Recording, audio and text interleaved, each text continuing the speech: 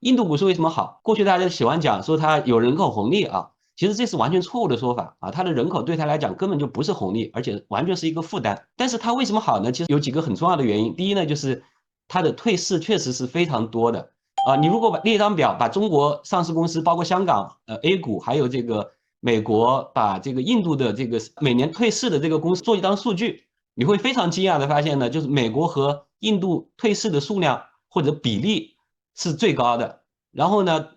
中国呢 A 股是倒数第二低的，那谁是倒数第一低的呢？那就是香港。所以呢，这个是他们股市长期表现好的一个重要的原因。当然还有很多原因啊，就是包括像指数的编制，中国的指数编制，上证综合指数是非常不合理的，它有很多很多问题，包括香港的恒生指数也是编制非常不合理啊，有非常非常多的问题。过去有老问题，结果呢，在改进的过程中间又产生了新问题，完全就是照搬了美国的制度，但是没有对应的其他的制度去配合，所以你去模仿它的那个指数调整的方法，反而造成了大量的公司在最高值被纳入，然后接下去就不断的下跌。那么印度表现好，还有一个原因就是说它呢公司治理结构非常好，这可能是我们想象不到的啊，因为很多人印象里面觉得印度经济好像乱糟糟的啊，印度这个城市乱糟糟的，因为首先这个市场呢它已经有150多年历史了，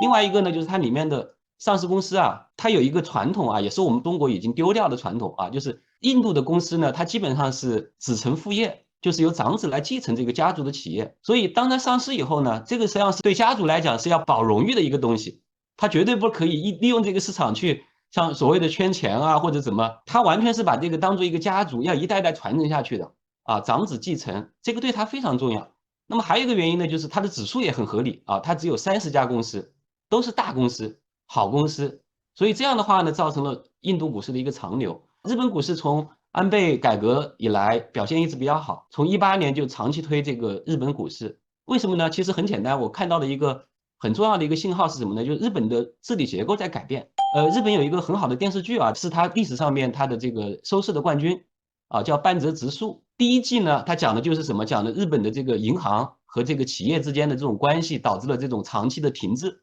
啊，因为银行一直在帮那些效益不好的企业，但是呢，它的第二季呢超过了它的第一季。第二季讲什么呢？就讲了3个行业，这都是作者的亲身经历啊，讲了他在3个行业里面的工作，一个是证券行业，一个是航空行业，还有一个我不记得了。那么这3个行业他讲的都是什么故事呢？都是讲日本的改革、结构改革、企业改革啊。那么安倍晋三我们都知道3支箭嘛，前面2支箭到最后就是结构改革。那么结构改革，我们可能中国人对日本没有什么感觉啊，但实际上它就是在慢慢进行这个结构改革，就是由原来的那种所谓的员工保护到股东至上啊，就是追求股东的利益，把股东的利益放到上面去。它过去虽然涨得慢一点啊，那为什么从23年开始一下子猛涨？除了贬值的原因以外呢，一个最重要的原因呢，就是2023年的3月份呢，东证呢出台了一个规定啊，就是说如果你的上市公司你的 PB 如果小于1的话，说明你的这个账上有大量的现金，你这些现金呢没有好的这个投资渠道，那你就应该回购自己的股票。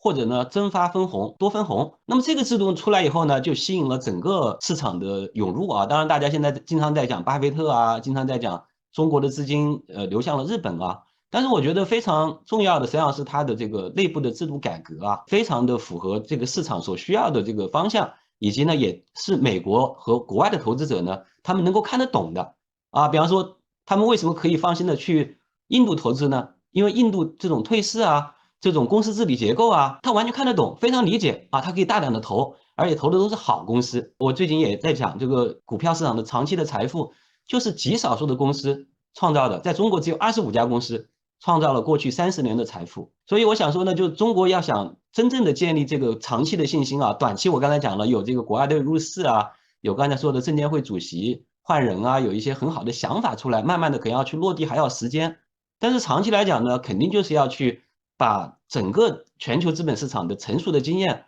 在中国逐步的落地。